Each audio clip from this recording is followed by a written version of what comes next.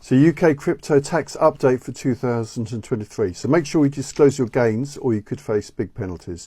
If you own any type of cryptocurrency and you're resident in the UK, you need to know how much tax you have to pay. HMRC views Bitcoin and other cryptocurrencies as taxable assets and has a data sharing program with UK exchanges.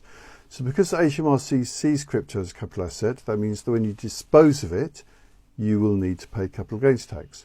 And disposals include things like selling crypto for a fiat currency or another cryptocurrency, or spending it on goods and services or gifting it.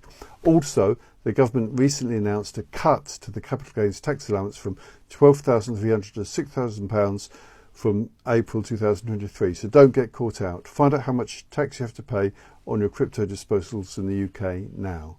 And did you know about this? What do you think about it? And do you have any questions? And you might like to consider, if you've got any disposals, the timing of it.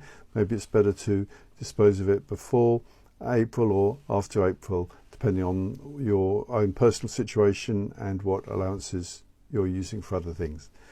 That's all for now. Bye.